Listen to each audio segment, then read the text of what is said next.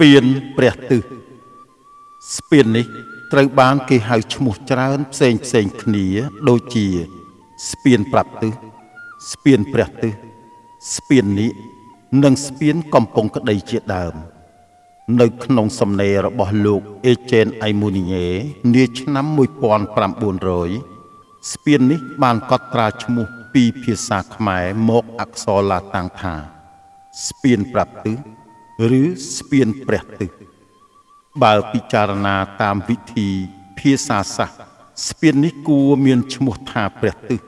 មានន័យថាទិសធំទិសបូរឬទិសខាងកើត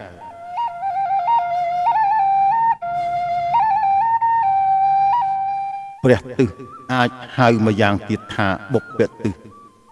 លើសពីនេះនៅភាគអាគ្នេយ៍នៃស្ពានប្រហែល500ម៉ែត្រក៏មានវត្តចាស់ឈ្មោះព្រះទិសដែរហើយសប្តាហ៍ថ្ងៃគេហៅវត្តបុព្វទិសារាម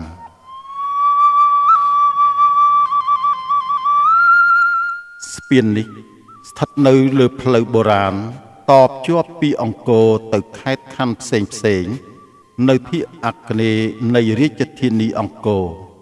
ឆ្លងកាត់ស្ទឹងជីក្រែង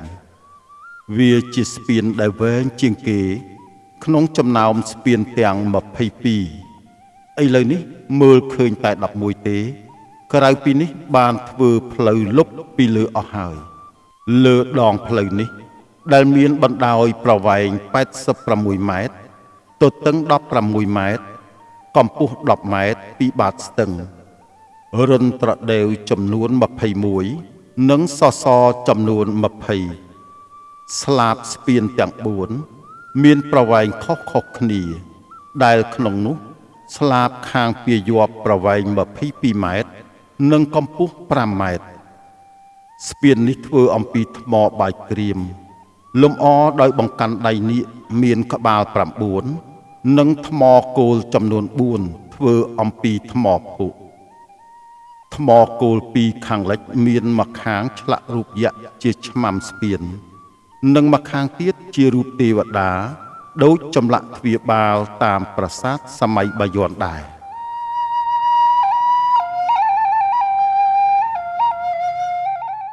ចំពោះកាលបរិច្ឆេទនៃស្ពាននេះគេពុំទាន់ដឹងថាចាប់ផ្ដើមសាងឡើងក្នុងរាជ្យណាទេ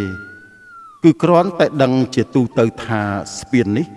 សាងឡើងនាសម័យអង្គរប៉ុណ្ណោះប៉ុន្តែបើមើលចម្លាក់នាគនិងថ្មគោលគេអាចដឹងថាវាស្ថិតនៅក្នុងសិល្បៈសម័យបាយ័ន1181ដល់1220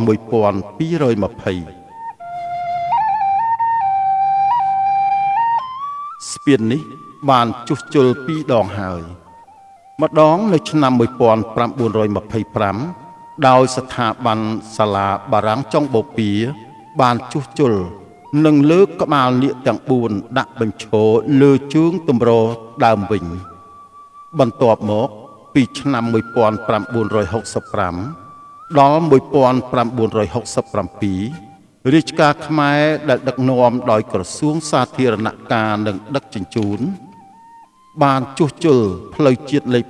6ហើយក៏បានរៀបចំជួសជុលស្ពាននេះដោយមានជំនួយបច្ចេកទេសពីសាលាបារាំងចុងបូព៌ាការជួសជុលធ្វើបានតែពាក់កណ្ដាលស្ពានផ្នែកចំហៀងខាងជើងតែប៉ុណ្ណោះដោយចាក់សសរបេតុងមួយជួរផ្នែកខាងមុខសសរស្ពានចាស់និងបានរៀបថ្មបាយក្រៀមបិទជុំវិញសសរបេតុងហើយបានចាក់កម្រាលបេតុងពីលើពាក់កណ្ដាលស្ពាននោះ